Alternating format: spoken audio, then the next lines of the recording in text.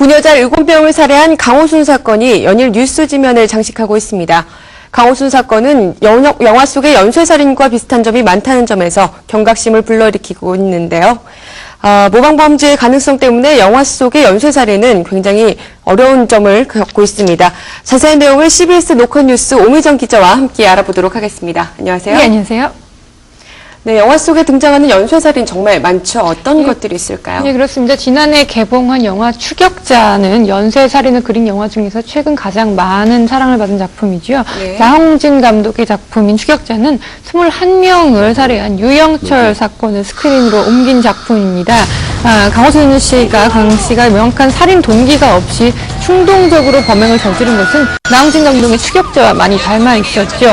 하정우 씨가 연기한 추격자의 주인공 지영이는 강 씨처럼 죄의식을 전혀 느끼지 못한 채 여성들을 죽이는 자체의 희열을 느끼는 사이코패스였습니다. 네, 그런데 이 유영철 사건을 비롯해서 이번 강호순 사건까지 사이코패스에 대한 관심도 굉장히 늘고 있는데요. 이것을 그린 영화도 있을까요? 예, 그렇습니다. 최근 개봉을 했던 영화 검은 집과 우리 동네가 사이코패스를 관련한 그런 영화죠. 강호순이 보험금을 타내기 위해서 아내와 장모를 방화로 숨지게 한 것이 아니냐는 의혹이 일면서 검은 집의 내용이 새삼 환기가 됐습니다. 이 영화 역시 보험금을 위해서 살인을 저지른다는 설정이 등장을 하죠. 그리고 영화 공공의 적 1편도 돈을 노리고 아버지를 살해하는 실화에서 영감을 얻어서 만든 작품이었습니다. 이 영화 강우석 감독은 이 같은 범죄를 강철중이라는 형사가 단죄한다는 스토리를 그렸습니다. 이성재가 연기한 살인범은 펀드 매니저라는 그런 반듯한 직업을 가졌는데요. 그 까닭에 한동안 경찰의 추적을 피해서 계속 범행을 저지를 수가 있었죠. 네, 영화 속 연쇄살인 또 살인의 추억을 빼놓을 수 없을 것 같은데요. 예, 가장 대표적이라고 할 수가 있죠. 봉준호 감독의 대표적인 살인의 추억은 미제 사건인 화성 연쇄살인 사건을 스크린에 담아낸 작품입니다. 강호순이 피해 여성을 대부분 목 졸라 살해한 것처럼 화성 연쇄살인 역시 스타킹이나 양말 등 피해자의 옷가지가 주로 범행 도구로 사용이 됐습니다. 당시 영화는 시대적인 암담함을 살인에 접목시켰는데요. 시국 사건 때문에 쫓겨 수사력을 살인사건에 집중하지 못하고 또 엉뚱한 사람을 범인으로 둔갑시키는 그런 모습도 영화에 담아냈습니다.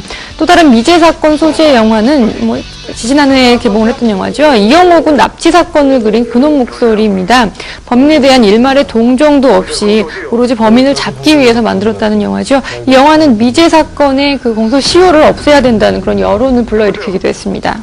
네, 영화 속 연쇄살인 지금 말씀해 주신 것만 해도 살인의 추억, 또 그놈 목소리 등 여러 가지가 있는데요. 또 다른 영화들을 소개해 주신다면 어떤 게 있을까요? 네, 지금까지 소개를 해드린 영화는 아무래도 사이코패스적인 시선에서 범죄인을 냉정하고 그렇게 그리고 있는데요. 범죄인을 미화한 흔적이 전혀 없습니다. 그에 반해서 앞서 개봉을 했던 몇몇 영화들은 주인공의 성장 과정이나 그런 자라나는 과정에 있어서의 문제가 있었다. 그리고 음모론을 통해서 연쇄살인범의 그런 내면적인 모습을 그리기도 했습니다. 영화 오로라 공주나 예스터데이, 그리고 텔미 썸띵 등 영화에서 그려진 살인범은 주인공 살인범 내면의 이야기가 그려졌죠.